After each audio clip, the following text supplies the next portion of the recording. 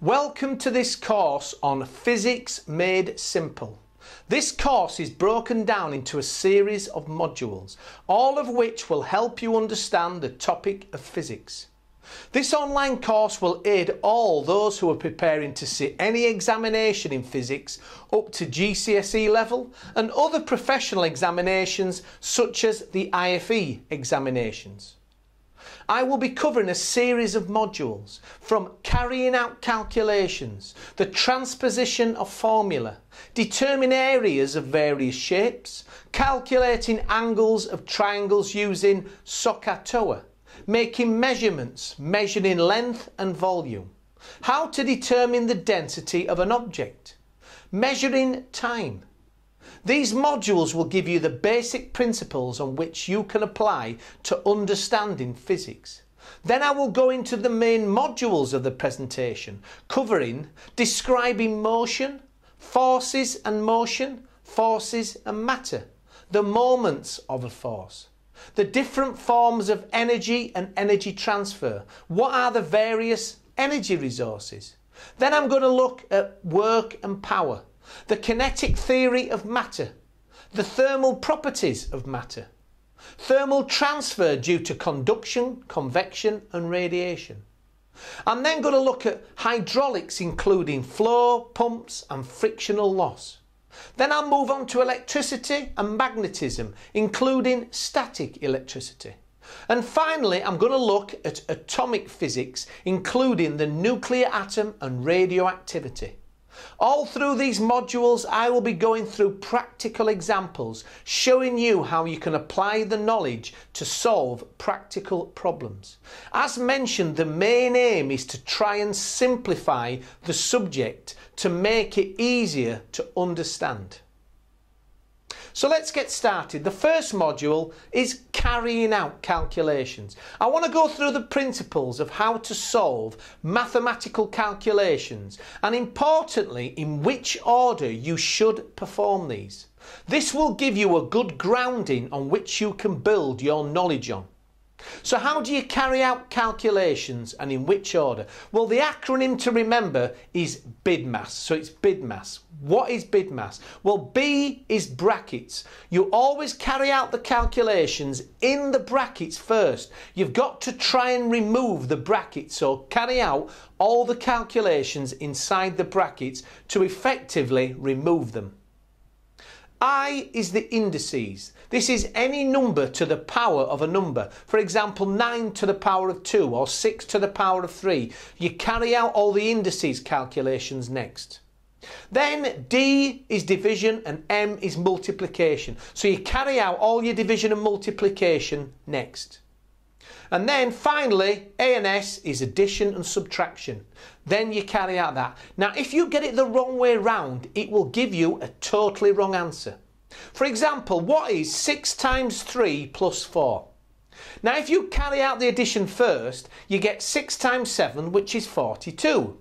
However, if you carry out the multiplication first, which is what you should do, you get 6 times 3 plus 4, which is 18 plus 4 is 22. Do you see how important it is that you carry out division and multiplication before addition and subtraction? So don't forget BIDMAS, B brackets, I indices, D division, M multiplication, A addition and S subtraction.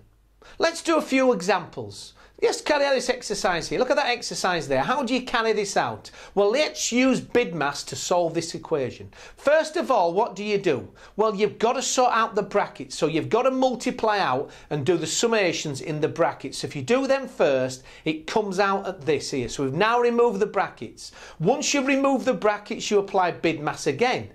So what's the first thing you do? You notice is there are indices. 1.5 squared there, you see 1.5 squared, you do that next, which is 2.25.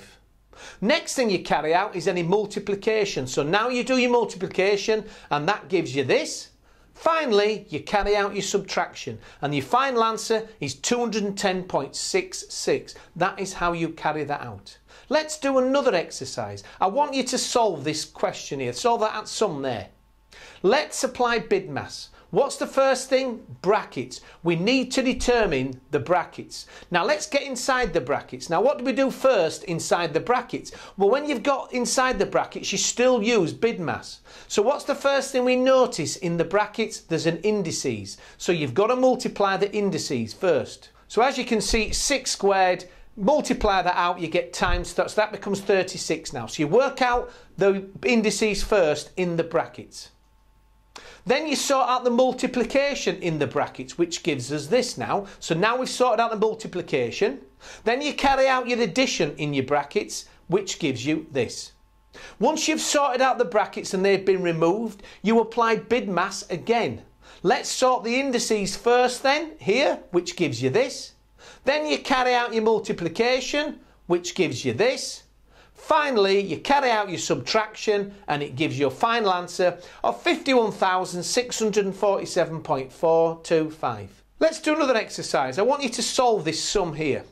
So how do we tackle this? What's the first thing we have to do? Well, let's use BIDMAS. Firstly, we've got to determine the calculations in the brackets. So let's get into the brackets then. What's the first thing next is indices. Have we got any indices in the brackets? Yes, we have 4 squared. So let's get that out of there, make it 16. So that solves that one. Then you carry out calculations above and below the brackets. So sort out the summation above and below the brackets, which gives you this, 96 over 4 and 5 over 2. So then you've carried out them. Now you need to divide it out in the brackets. So 96 divided by 4 gives you 24. 5 divided by 2 gives you 2.5. That removes the brackets completely. Once you've determined the calculations inside the brackets, now you determine the answer using BIDMAS again. Firstly, you carry out your multiplication first. Then you finally carry out your addition, which gives you 1,446.5. Let's do another exercise. I want you to solve this sum here. What's the first thing we do? BIDMAS, we do the brackets. So let's get inside the brackets. We need to carry out the brackets. Now there's no indices inside the brackets, so now we go down to division and multiplication. And then multiply it out, it gives you this. Then you carry out your division, which gives you this. Then you carry out your subtraction inside the brackets, which gives you this. Now we've removed the brackets, don't forget you go back to BIDMAS again. First one on the BIDMAS for us is the indices. You work out the indices first, which gives you 6 pi times 9. Then all you do finally is multiply it out and it comes out at 169.65. This is how you carry out these exercises. Let's do another exercise. I want you to solve this one here. Now, this is a different type of summation here because it's got fractions in it. How do you determine a sum like this? Well, you've got to determine the number below all three, and you've got to try and find a common denominator, something that divides by all of them. So what is the lowest number between 3, 5 and 15 that all will divide by? Well, it's 15. 3 will go into it 5 times, 5 will go into it 3 times, and 15 will go into it once. So we're going to convert everything now into 15ths. So what you do is you multiply them all out to get in 15ths. And this is what it'll say.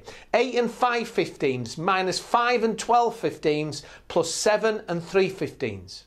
Then you can convert the whole numbers into 15ths. So 8 15ths is 120. So multiply them all, so it comes out at this. So get the whole number into 15ths. So it's 125 15ths minus 87 15ths plus 180 15ths.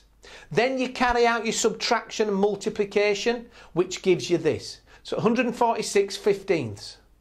Let's do the next exercise. This is the question here. Use BIDMAS to solve this calculation. How do we do it? First of all, brackets. You've got to get in the brackets. Now, because these are fractions, you want to convert them back to a common denominator, a number that combines them both. So what is common to 6 and 12? Well, 12 is. What's common to 4 and 8? Well, 8 is. So you want to get them, convert them using the common denominator, lowest common denominator. So that makes the first brackets 12s and the second one 8. So make them into these numbers here. Then you convert the whole numbers into fractions. As you can see there, convert the whole number into fractions. So then you can carry out the addition and subtraction, which leaves you with this inside the brackets, 161 twelfths and 9/8. Then you divide out the brackets, so divide it out and it comes out there at that number there. Once you've got them out of the brackets, you go back to BIDMAS. First of all, you will see there is an indices there, so you multiply out the indices, which gives you that number.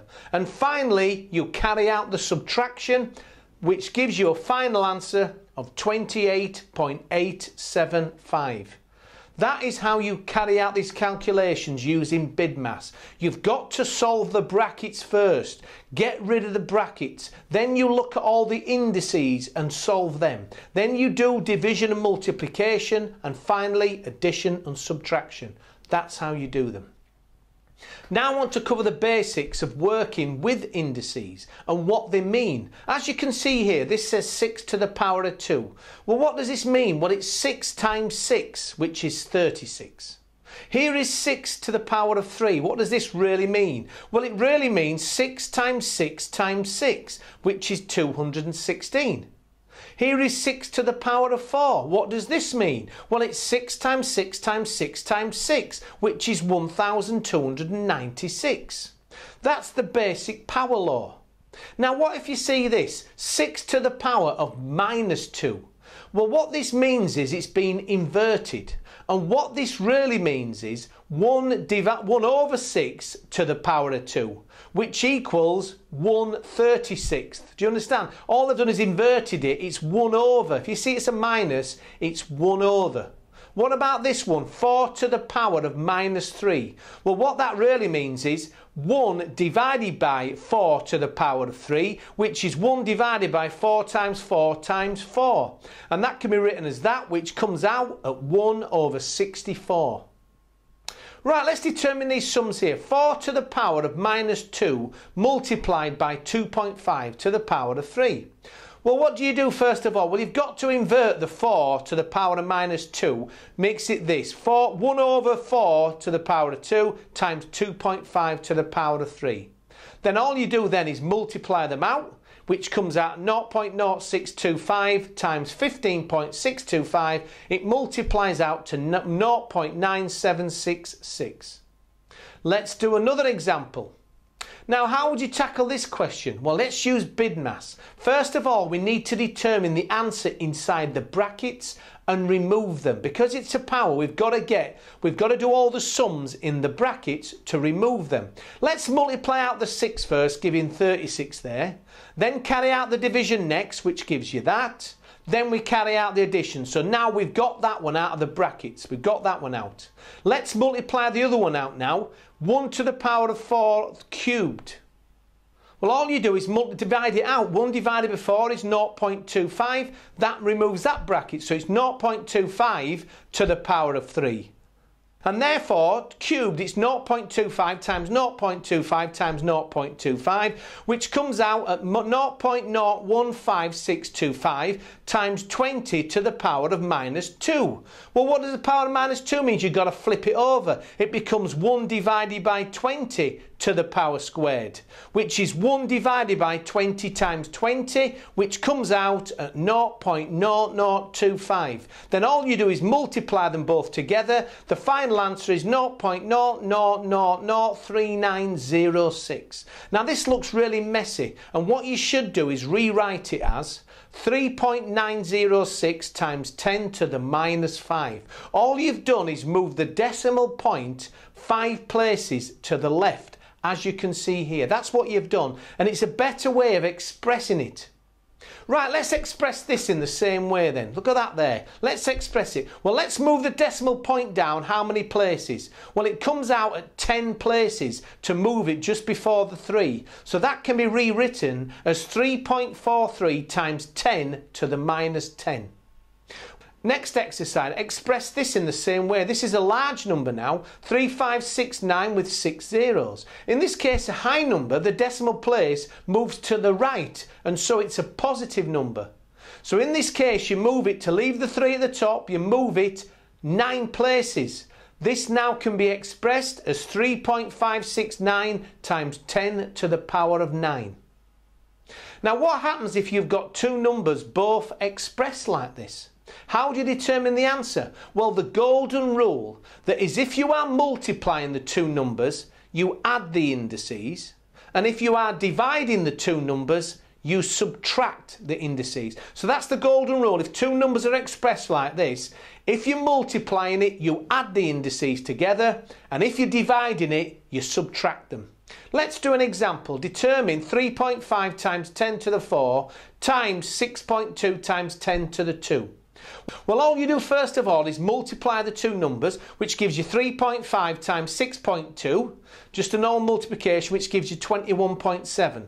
Now all you do to the indices, because you're multiplying it, they're both positive, one's 4 and one's 2, add them together, you give you 10 to the 6. So the final answer is simply 21.7 times 10 to the 6. Now this again is not really expressed, a bit messy. What you should do finally is express it like this: 2.17 times 10 to the 7. That's a better way of expressing it. Let's do another example. Determine the following: 4.2 times 10 to the minus 4 times 5.3 times 10 to the 3. Well, all you do first is multiply them out, the numbers, 4.2 times 5.3, and then you look at the integers. So that comes out at 22.26. Then all you do is, because it's minus 4 and it's times it, you add them together. So minus 4 add 3 is minus 1. So it comes out at 22.26 times 10 to the minus 1. Again, this is messy. We want to express it as a single digit, so it should be 2.226, and that's the final answer, 2.226.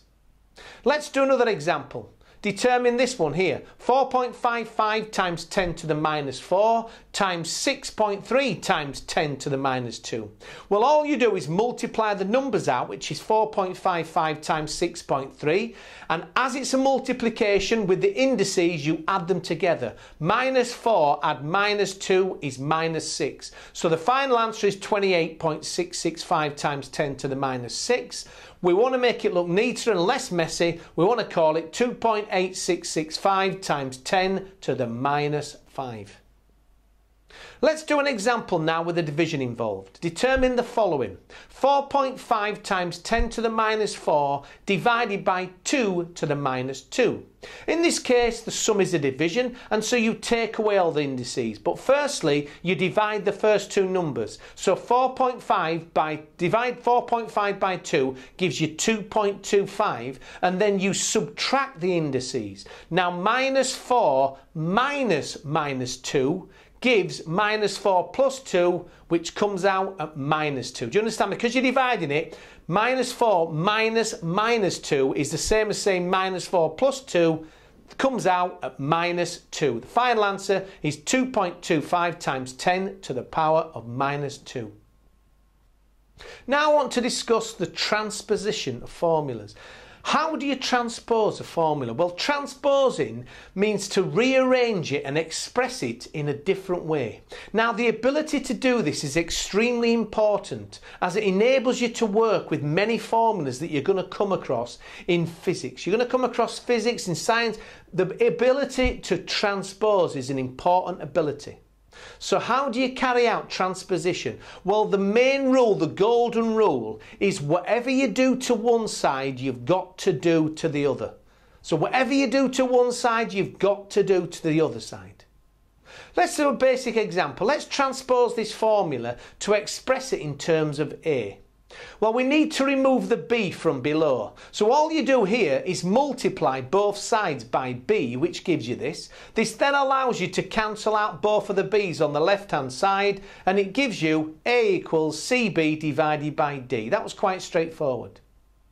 Let's do the same formula now, but express it in terms of d.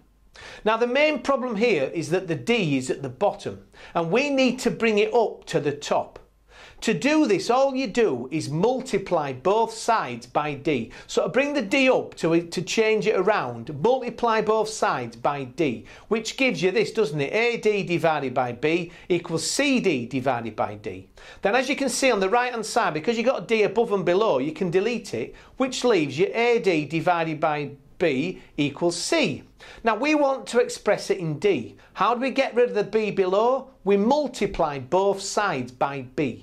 If we multiply both sides by b, then on the left hand side we can get rid of the b, which leaves us AD equals CB. Then all you do is divide both sides by a. If you divide both sides by a on the left hand side cancels, and it gives you the final formula, d equals CB divided by a. This is how you carry out transposition. How do you transpose this formula then? Let's say I want you to express this in forms of V2. V2. Well, the first thing to do is remove the T2 from below it. So you multiply both sides by T2. Now, as you can see, if you do that, then on the right hand side you can cancel out the T2, because it's T2 divided by T2, you can cancel it out and it leaves you this. Now I want to get rid of the P2. Well, it's multiplying it by P2, so you divide both sides by P2. If you divide both sides by P2, it gives you this. That allows you to cancel out now the P2 on the right hand side, leaving V2 on its own. And that's the final exercise there. Next exercise, express this in terms of B3. Now when you determine a question like this, what you're trying to do is bring the items onto the top. So you're trying to get them from the bottom onto the top. That's the best way to solve these. How do you do this? Well, you multiply everything by the same number. Now remember here that there are three separate units in the calculation. There's three distinct units, as you can see there. So let's bring B1 to the top by multiplying everything by B1, as you can see. Now by doing this, it allows you to cancel out the first B1, and all you're left with is 1. That's all you're left with. So that's what you're left with. Now do the same for B2, so multiply all the units by B2. When you do that, it allows the middle B2 to go, and you're left with this. Finally, we want to bring B3 up by multiplying all the three units by B3. And that cancels that out and it leaves that, as you can see, B3. Now we've got to isolate B3, because that's what I want to express it in. Now because of the first two units have B3 in common, the left hand side can be rewritten like this. B3 times B1 plus B2. Because they've both got B3, you can express it like this. And the final thing is to divide both sides by B1 plus B2, as you can see there, which allows you to cancel it out, and it gives you the final expression in terms of B3. That is the final expression there. Express this in terms of C. Now remember, there's three separate units there, three separate units. And when you determine a question like this, you're trying to bring the items on the top bottom up to the top. How do you do this? Well, you multiply everything by the same number. How do I get a squared on the top? Well, I multiply everything by a squared. This enables you to cancel out the first one there, which cancels out to give you 1 plus the rest of it there, because a squared divided by a squared is 1. You do the same things for B. Multiply all the units, all of them, by B, and it gives you this. That allows you to get rid of the B in the middle, because B divided by B is 1, so it cancels itself out. That gives you this. Then all you do to bring the C up is by multiplying all the units by C. So everything's multiplied by C, so it allows you to get rid of the C there. Now we've got BC plus CDA squared. All we want to do now is we want to express it in forms of C. Because C is expressed by both of those, you can take it out and put it into brackets. In other words, that's the same as rewriting it, saying C times B plus DA squared. Now how do I get rid of the B plus DA squared on the left? I divide both sides by B plus DA squared, and it gives you the final expression, which is C equals BA squared divided by B plus DA squared. That is how you transpose these formulas. I want you to have a go another one. Let's have another go at this exercise and express this in terms of R. The first thing is to identify is now there are 4 separate units. So when transposing, you've got to affect all 4 units. That's the first thing. Now we need to bring the b up. How do we do that? By multiplying all of them by b squared. Bring them all by b squared. That's what you do. You bring them all up by b squared. That gives you this. That allows you to cancel out the b squared there on the right hand side, just leaving you r cubed. Now at the moment r is cubed. What is the opposite to cubed? How do you get rid of cubed? Well, you use the cubed root. So r cubed, cube root is r. So the opposite to r cubed is cube root. So all you do is you cube root everything on the left hand side, and that's the final answer. The cube root of everything there is r. That's how you do it. Let's do another one. Express this in terms of f. Firstly, we can identify there's 2 separate items. So there's 2 separate items. When you're transposing, you've got to do it to both. Let's transpose the formula. Firstly, we need to bring the f up to the top line, because that's what we want to express it in. So you multiply both sides by f squared. That allows you to get rid of f squared on the left hand side, because f squared divided by f squared is 1. That leaves you that. Now, I want to express it in terms of f, so I want to get the TL squared rid of. So what you do is you multiply both sides by TL squared. That allows you to cancel out on the right hand side, and that leaves this. Now it's times by r is the f squared, so divide everything by r, which allows you to get rid of the r. And finally, it says that there equals f squared. What's the opposite to squared? Square root, or to the power of a half. When you do that, it cancels out, and that's the final answer. That square rooted equals f. That is how you transpose formulas. That is the principle. The key thing is whatever you do to one side, you do to the other. But you need to work out how many separate items there are in the calculation and do it to all of them. And that's how you transpose.